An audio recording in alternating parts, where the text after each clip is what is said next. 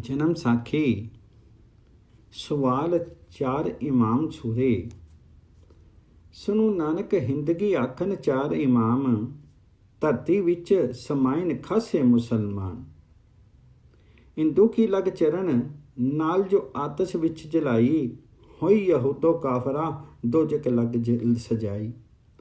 अवल दोचक आसची जो गुस्से कत्ते सांड, रूह विछुना जुसियां मुँह पुकारे ताड़।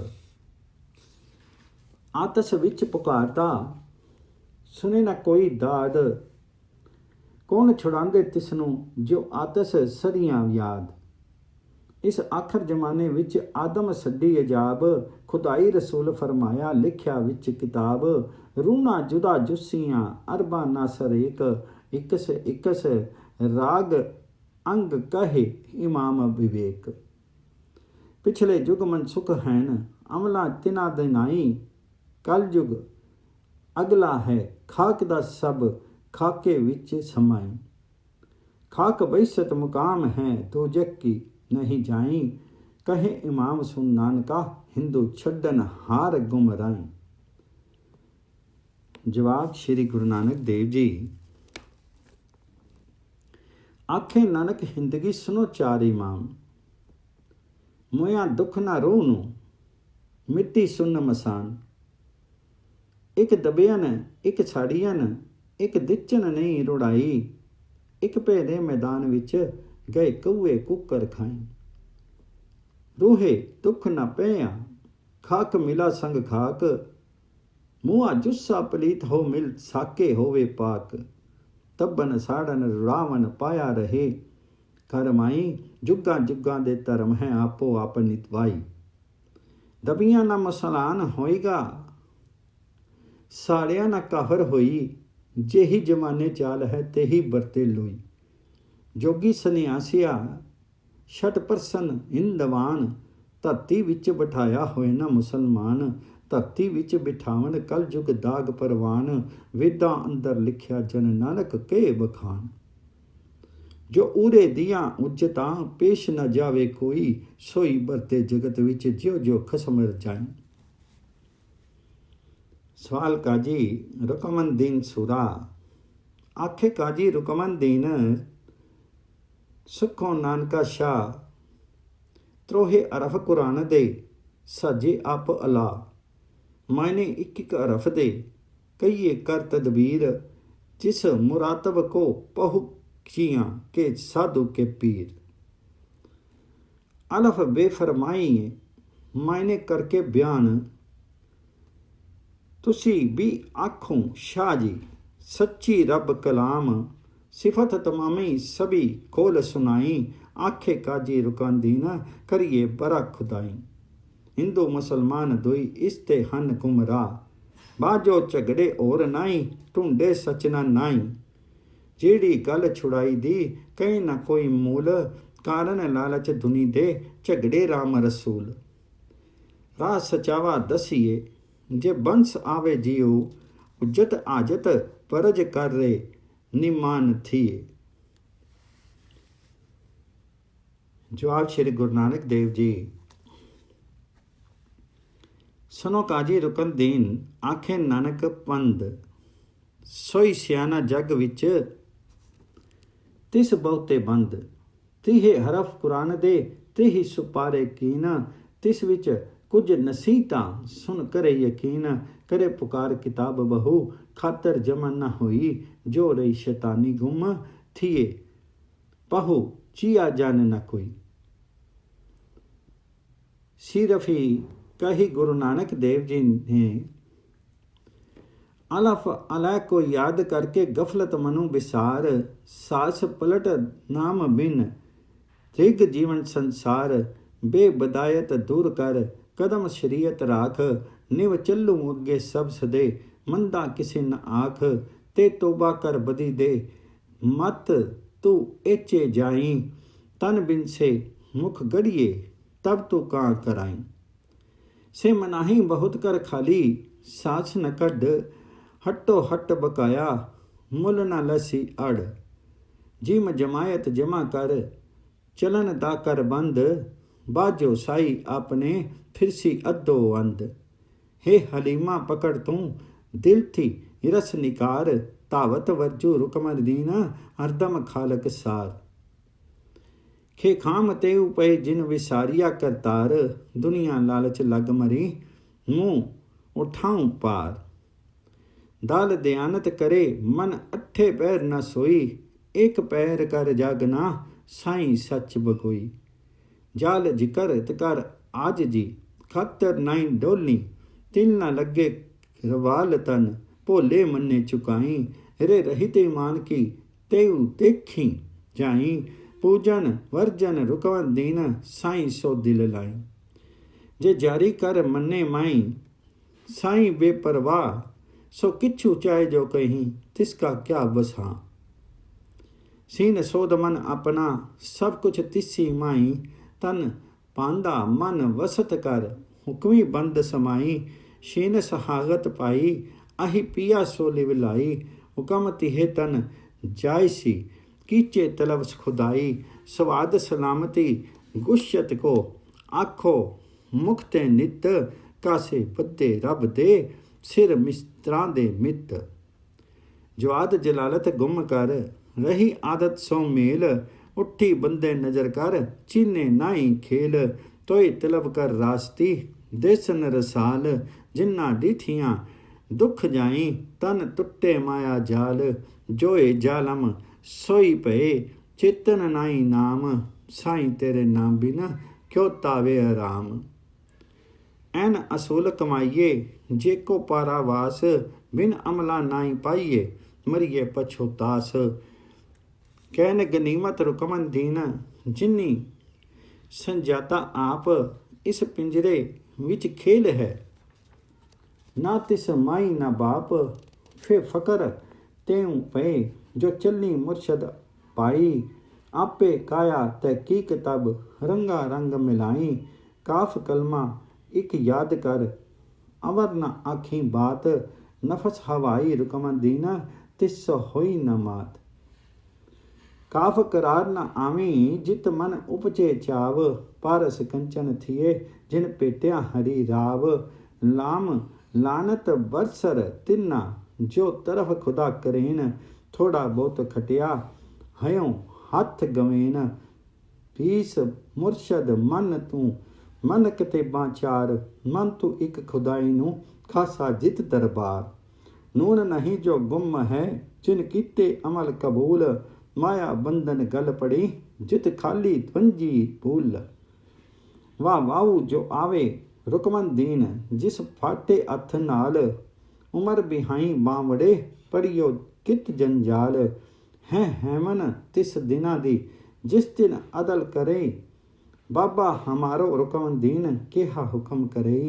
इलाम लायक तेऊ पए जिना रहीमत नदर तरई, जैसो लोचन किया थिए जे अपन संग मिलई। अलफ अलफ तुही नाल है चेती क्यों ना अनजान, गुर सेवा ते उठसी ओसर अंत निदान। ये यारी कर रब सो जिसता अवचल राज, एक अकेला नानका किसे ना होए मोहताज। सीरफ ही समाप्त। मक्के मदीने की साखी समाप्त हुई।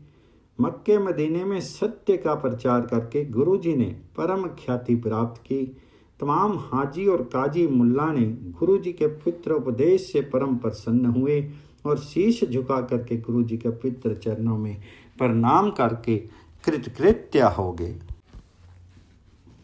जन्म साखी। साखी गुरु जी और नानकी जी की। एक दिन जगत पिता गुरु नानक देव जी ने कहा, हे बाला, आज हमें बहन नानकी जी ने याद किया है। तब बाले ने उत्तर दिया, हाँ महाराज, याद किया होगा, इसमें क्या विशेष चिंता है। गुरु जी ने कहा, हे बाला, हमें बहन जी के निकट जाना चाहिए। मैंने बाला ने कहा, हे गुरुदेव, इस स्थान से बहन नानकी का नगर कितनी दूर है। तो गुरु जी ने कहा, हे भाई बाला, यहाँ से 27 शत कोस की दूरी पर बहन जी का नगर है। मैंने अर्थात बाला ने कहा कि हे गुरुजी, वहाँ हम लोग कितनी देर में पहुँच सकते हैं? तब गुरुजी ने कहा कि जितने समय में परमात्मा पहुँचा देगा उतनी देर में पहुँच जाएंगे। दिन का तीसरा पहर था जब गुरुजी, मैं और मर्दाना मदीने से चले। गुरुजी ने आज्ञा दी कि अपनी आंखें बंद कर लो। जब एक क्षण अपनी आंखें बंद करके खोली तो हम तीनों सुल्तानपुर में बहन नानकी जी के द्वार पर आ पहुंचे थे। उस समय तुलसा गोली हमें देखते ही घर में भाग कर पहुंची तथा उसने नानकी जी को कहा, बाहू जी, आपको बधाई हो क्योंकि आपके भाई नानक देव आ रहे हैं। जब नानकी जी ने नानक देव जी को देखा तो पुलकत अवस्था में विहल होकर के गुरु जी के चरणों में गिरने लगी थी, पर तुरंत गुरु जी ने उसे सत्कार पूर्वक उठा लिया। नानकी जी ने कहा, भ्राता जी, मैंने आज दोपहर के पश्चात आपको याद किया था। आप इस समय किधर से आ रहे हो? कृपया कहने का कष्ट करो। अब 6.25 वर्ष व्यतीत हो चुके हैं। ये सुनकर के मर्दाने ने कहा कि गुरुजी और हम 27 शत कोस की दूरी से आ रहे हैं। ये गुरुजी की शक्ति है कि इतने दूर से क्षण भर में यहाँ ले आए हैं। मर्दाने ने नानकी जी को सभी विस्मृत समाचार सुनाया।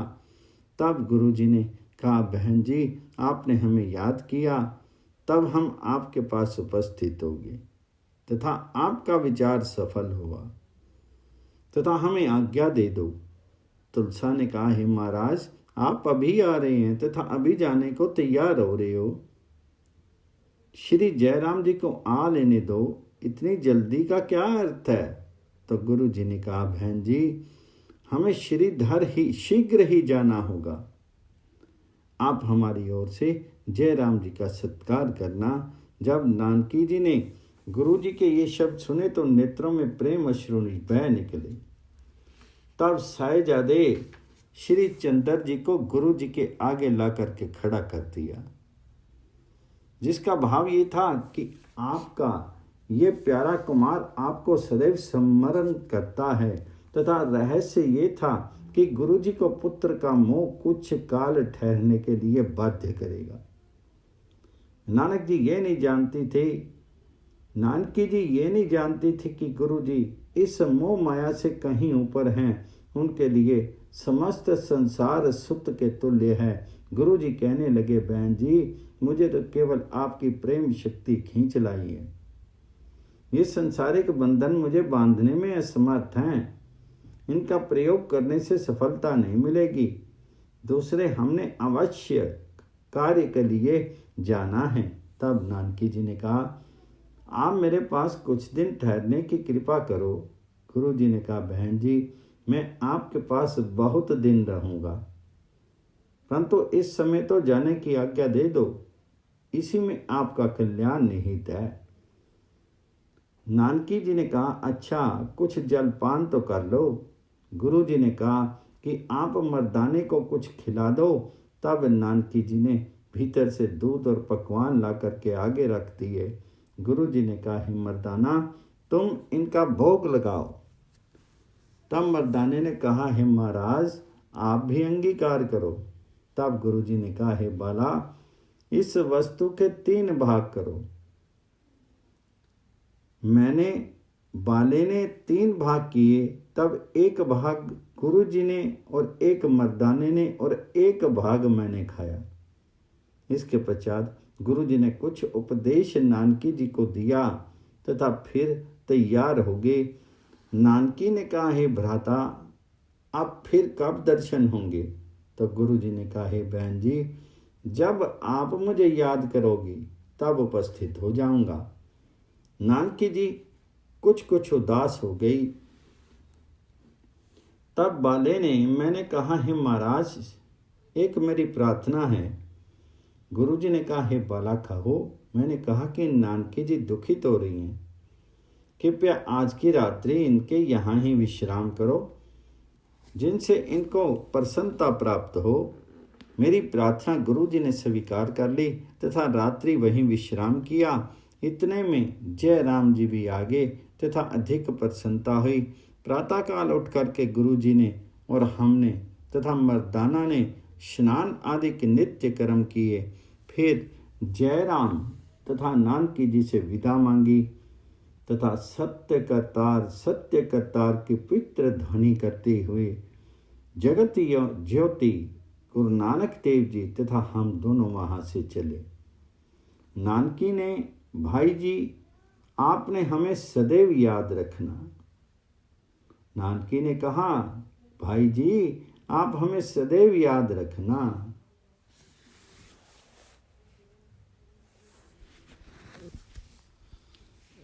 साखी उत्तर देश की। गुरुजी ने पूर्ववत फिर हमारी आंखें बंद करवा दी तथा क्षण भर में बनवजा 100 कोस की दूरी पर ले जाकर के कहा, है भाई मर्दाना बताओ हम कहाँ आ गए हैं और अब किधर जाने का संकल्प है। हमने कहा, हे गुरुदेव आपकी लीला आप ही जान सकते हो तथा जिधर आपकी इच्छा हो उधर ही चलो। गुरु जी ने कहा, हमारा विचार तो सुमेर पर्वत पर जाने का है। वहाँ सिद्ध मंडली है, उनको देखने की इच्छा है। बस उसी प्रकार एक क्षण भर में हम लोग सुमेर पर आ गए। क्या देखते हैं कि वहाँ की पृथ्वी स्वर्ण की है तथा चारों ओर स्वर्ण ही स्वर्ण है, हर जगह स्वर्ण नजर आता है। गुरु जी ने कहा, है मर्दाना क्या देख रहे हो। मर्दाने ने कहा, है गुरु जी ये धरती तो अपूर्व है, ये तो स्वर्ण ही स्वर्ण है तथा पर्वत में से अजीब रस निकल रहा है, परंतु नर नारी कोई नजर नहीं आते हैं और ये रस और स्वर्ण वृथा ही जा रहा है। तो गुरु जी ने कहा, है मर्दाना कोई भी वस्तु संसार की वृथा नहीं होती। ये सब कुछ उस परमात्मा ने अपने भक्तों के लिए बनाया है। ये अमृत रस तथा जो संसार में स्वर्ण है वह मिथ्या है, जिस पर संसारी लोग मूर्छित हो रहे हैं। मर्दाने ने कहा, हे गुरुजी यदि आपकी आज्ञा हो तो मैं ये रस थोड़ा सा पान कर लूं। तो गुरुजी ने कहा, है मर्दाना तो इस रस को पचाने की शक्ति रखता है। मर्दाने ने कहा, हाय हे महाराज हम आपके साथ चिरकाल से हैं, क्या आप इस रस को पचाने की सामर्थ्य भी प्रदान नहीं करोगे। तो गुरु जी ने कहा, है मर्दाना तुम यहाँ इसे पीने के लिए आए हो, इच्छा हो तो पी लो। तब मर्दाने ने उस रस को पान किया तो वह मस्त हो गया। तब गुरु जी ने कहा, हे बाला इस मर्दाने को क्या हो गया है। मैंने कहा, हे गुरुदेव आपकी बातें आप ही जानते हैं, हम अल्पज्ञ जीव कुछ भी नहीं जान सकते हैं। तब गुरु जी ने मर्दाने के सिर पर हाथ धर करके चेतना प्रदान की। साखी हिमालय की। आप गुरु जी मर्दाने और बालक के सहित हिमालय पर्वत पर गए। तब मर्दाने ने पूछा, हे गुरुदेव ये कौन सा स्थान है तथा यहाँ क्या चमक रहा है। गुरु जी ने कहा, ये हिमालय पर्वत है, यह खूनी बर्फ चमक रहा है। जो कोई इस पर पांव रखता है तो वह इस बर्फ के प्रभाव से गल जाता है। इससे आगे हेम पर्वत है। अब गुरु जी हमें साथ लेकर के सिद्धार्थगिरी पर गए। हमने कहा, महाराज इस पहाड़ का नाम सिद्धार्थ कैसे पड़ा है। गुरु जी ने कहा, हे मर्दाना इस पर्वत पर कोई भी चलकर नहीं जा सकता, जो पवन पर सवारी कर सकता हो वही यहाँ आ सकता है। कबीर तथा रविदास जैसा कोई महान भक्त ही यहाँ आ सकता है। तब मर्दानी ने कहा, हमने सुना है कि 5 पांडव बर्फ में गले थे। तो गुरु जी ने कहा, पांडव यहाँ तक नहीं पहुँचे, वे तो पीछे ही किसी बर्फ में गल गए थे। एक ही युधिष्ठिर बचा था, वह भी स्वर्ग को प्रस्थान करके आया था। यहाँ तक तो वह भी नहीं आ सका। अभी ये बात हो रही थी कि वहाँ गुरु गोरखनाथ आ गए। उन्होंने आते ही कहा, श्री गोरखनाथ जी का कथन,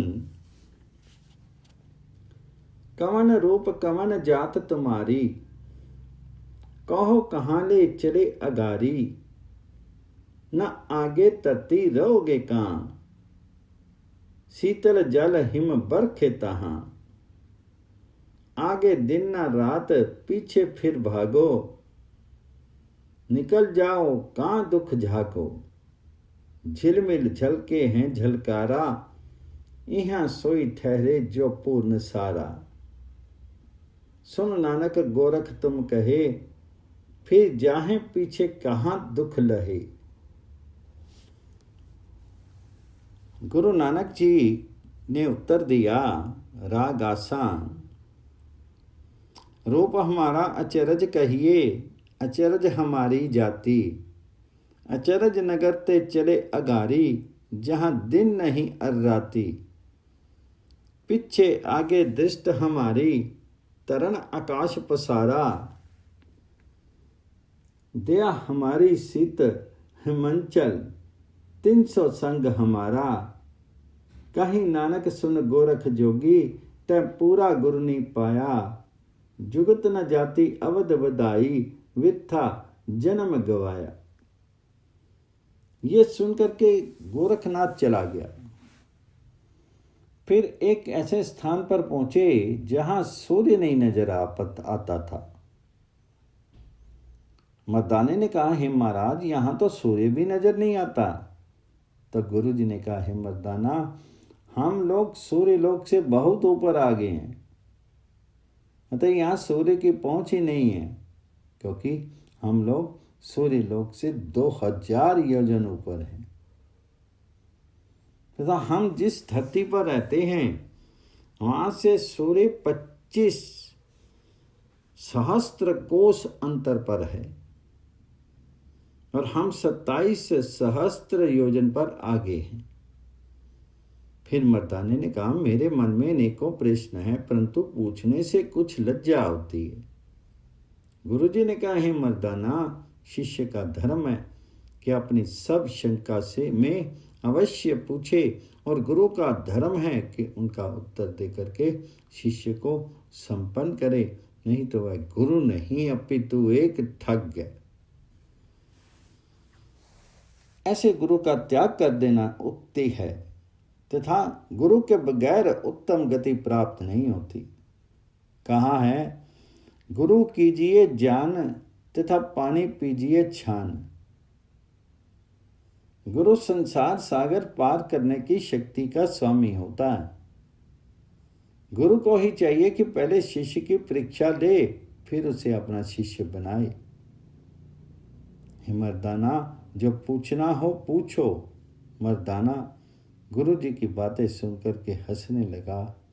गुरु जी ने कहा, हे मर्दाना, तुमको किसका भय है? मर्दाने ने कहा, गुरु जी, भाई वाला बुरा मनाता है। तो गुरु जी ने कहा, हे बाला, तुम क्यों बुरा मनाते हो? मैंने कहा, महाराज, मैंने कहा बुरा माना है। हे गुरु जी, मैं कुछ पूछना चाहता हूँ। वह यह कि आप और हम दोनों, अर्थात बाला और मर्दाना, ये हम तीनों ही परम प्यारे हैं, परंतु ये जो मर्दाना है ये मुसलमान कैसे हो गया? गुरु जी ने कहा, हे बाला, ये मर्दाना भी तुम्हारी भांति हमारा पुराना प्रेमी है। त्रेता युग में ये मर्दाना हिंदू मिरासी था तथा राजा जनक का दरबारी गवैया था। एक दिन मर्दाना राजा जनक के दरबार में सुरापान करके उपस्थित हुआ था। राजा जान गया कि इसने मद्यपान कर रखा है। तब राजा जनक ने कहा, हे गायक, तुम तो कोई मलेच्छ हो। बस इसीलिए इस कलयुग में ये मर्दाना मुसलमान के घर में उत्पन्न हुआ है, क्योंकि राजा जनक एक महापुरुष था। महापुरुषों के शब्द सदैव सत्य होते हैं। ये सुनकर के बाले ने गुरु चरणों पर नमस्कार की। फिर गुरु जी ने कहा, हे मर्दाना, तुम भी कुछ पूछ सकते हो। तब मर्दाना बोला, हे महाराज, ये जो चंद्रमा है वह नजर क्यों नहीं आता? गुरु जी ने कहा, हे मर्दाना, जितना धरती से सूर्य ऊंचा है उतना ही सूर्य से चांद ऊंचा है। मर्दाने ने कहा, हे महाराज, तारे कितनी दूर हैं? तो गुरु जी ने कहा, मर्दाना, तारों की कोई निश्चित मर्यादा नहीं, कोई नीचे कोई ऊपर है। फिर मर्दाने ने कहा कि ध्रुव तारा कहाँ पर है? तो गुरु जी ने कहा कि ध्रुव सबसे ऊंचा है। मर्दाने ने कहा कि मैं उसको देखना चाहता हूँ। गुरु जी ने कहा, हे मर्दाना, उतावला मत, तो हम तुम्हें सबके दर्शन कराएंगे।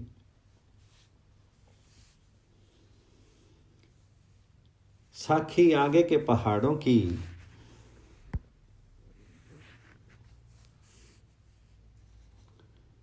अब गुरुजी बाला और मर्दाने के साथ आगे गए और ऐसे स्थान पर गए जहां चांद भी नजर नहीं आता था। मर्दाने के पूछने पर गुरुजी ने कहा कि हाँ, हम चंद्रलोक से ऊपर आ गए हैं, आगे देखते जाओ क्या कुछ कौतुक होता है। उधर गोरखनाथ अपनी सिद्ध मंडली में बैठा था। उसने अपने सिद्धों को कहा कि हे मित्रों, देखो, एक नानक नाम का पुरुष जो शेर का मलमूत्र वाला है, वह यहाँ मातलोक से आ रहा है। उसका कोई सिद्ध जाए और जीत करके आए, अर्थात वह नानक यहाँ तक नहीं आ सके। तब मच्छंदर नाथ ने कहा, मैं जाऊंगा और देखूंगा कि नानक कौन है। मच्छंदर नाथ सिद्ध गुरु नानक के निकट आया तथा बड़े अहंकार के साथ कहने लगा, अरे बाला, तुम किसकी ताकत से यहाँ आए हो? गुरु जी ने कहा, हे मच्छंदर, तुमको जिस वस्तु की आवश्यकता हो वह उस परमात्मा से तुमको दिला सकते हैं। इतना सुनकर के मच्छंदर को क्रोध चढ़ गया और नेत्र लाल करके बोला, के हाथ सिर का कपाट, के उंगल मुख का ताक, के हाथ लिलाट पाट, के अंगुल कलेजा, के उंगल ही अला, के उंगल फीफरा, के उंगल बजर की कोठरी, के अंगुल का ही चला, हे अंगुल के तिली, के अंगुल इजबरी कोठरी, के हंडिया केते कोठड़ियाँ, केते हाड़ की 1000 दिन रात के, सास केती देह का, रोमावल कैसे संग, कहे ईश्वर मच्छंदर देव, नानक इस देही का मतंत। श्री नानक देव जी का कथन।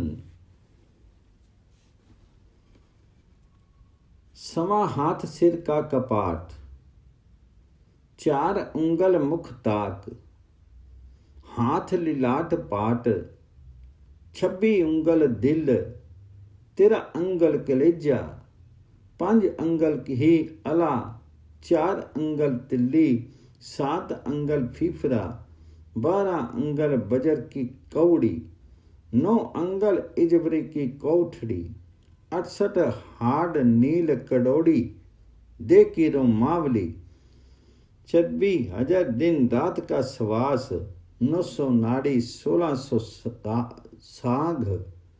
रूही नानक, सुन ईश्वर मच्छंदर दे इस देही का मतंत। मच्छंदर नाथ ने गुरु जी को नमस्कार किया और चला गया। मच्छंदर नाथ ने जाकर के गोरखनाथ जी को कहा, सुनो नाथ जी, वह तो तत्व रूप है, उसका शीर मलमूत्र का नहीं है। तब भरतहरि नाथ ने कहा, अच्छा मैं जाता हूं। तब भरतहरि नाथ ने आकर के आदेश शब्द का उच्चारण किया। गुरु जी ने उत्तर में कहा कि भाई, आदेश एक ओंकार है। आओ भरतहरि जी, कहो क्या हाल चाल है। तब भरतहरि नाथ ने बाले से कहा, हे बाला, कहो तुम कौन हो और कहाँ से आ रहे हो तथा कौन होते हो? गुरु जी ने उत्तर दिया कि हम निरंकार के होते हैं और बेगमपुरी से चले आ रहे हैं। मेरा नाम नानक निरंकारी है। भर्तृनाथ का कथन, कवन घाट जित कर इशनान, बोलन बचन ते रही निर्वाण, कवन जल जित हरि रस पीवे, कवन सो रस जित अस्थिर थीवे। ऐसा ज्ञान देहो अब मोरे, कवन संग तोर कवन संग चोरी। गुरु जी का कथन, उत्तर आहगटो सर्वर नहावे, बके न बोले हरिगुण गावे, जलो आकाशी सुनी समावे, रसो सत चोली माँ रस पावे। ऐसा गिथानो सुनो अब मोरे, भरी पूरी धारी रेया सब ठौरे। पाथरी का कथन, कवन तत्त जित तत्त बिलोवे, कवन सो सर जित मलि मलि तोवे, कैसे राचे कैसे होवे, कवन सो करे कवन सो खोवे। अब गुरु नानक जी ने कहा, सचु मन करनी तत्त बिलोवे, सुबर सरवरी मैलू न तोवे, जय ज्यों राता तैसा होवे, आपे करता करे सो होवे। भर्तृहरि कहने लगे, कवन व्रत नेम जित विंसे काम, कवन शब्द न सतावे जाम, कवन शांति क्रोध जलावे, कवन उपदेश परम पद पावे। गुरु नानक देव जी का कथन, सच्चु व्रतु नेमना कालू सतावे, सतगुर शब्दी क्रोध जलावे, गगनी निवासी समाधि लगावे, पारसो परसी परम पद पावे। अब भरतहरि कहने लगे, कवन सती जो अग्नि बुझावे, कवन विभूत चढ़ावे, कवन दोष सहज कर आवे, कवन जतन कर नाद बजावे। तो गुरु नानक देव जी ने कहा, गुर ही वसीतलु अग्नि बुझावे, सेवा सुरति विभूत चढ़ावे, दर्शनु आपी सहज करी आवे, निर्मल बानी नादु बजावे। भरतहरि ने फिर कहा, कहाँ ज्ञान रस पीवे सार, कवन तीरथ मजन विचार, कवन नाथ पूजे पुजारा, कवन ज्योति ज्योति ज्योतो तारा। गुरु नानक देव जी ने कहा, अंतरि ज्ञानो महारसु सारा, तीरथ भजनु गुरु विचारा, अंतरि पूजा धनु मुरारा, ज्योति ज्योति मिलावन हारा। भरतहरि ने फिर कहा, कौन सु रासो रस्या भाऊं, कौन तू तखत निवासी गाऊं, कौन तू कार्य करे कराए, कौन सु अलख न लख्या जाए। तो गुरु जी ने उत्तर दिया, रसी रसिया मति एके भाई, तखत निवासी पंच समाई, कार कमाई खसम रजाई, अविगत नाथू न लख्या जाए। अब फिर भरतहरि ने कहा, कहीं उपजे कहीं कहिए दूर, किन मिट ज्योति रई पर पोर, किस नेड़े किस दूर बतावे, किस गुण गावे किसे सुनावे। तो गुरु नानक जी ने कहा, जल में उपजे जल से दूरी, जल में ज्योति रिया पर पूरी, किसु नेड़े किसु आखां दूरी, निधि गुण गावा देख हजूर। भर्तहरि कहने लगे, कौन अंतर कौन बार होई, कौन कारनी चले सब रोई, कहीं भर्तहरि नानक देहु उचार, बोलन कौन पारादार। गुरु जी ने कहा, अंतरी बारी अवर ना कोई, जो तिसु पावे सो फुनु होई, सुनी भर्तहरि नानक कहे विचारो, निर्मल नामो मेरा आधारो।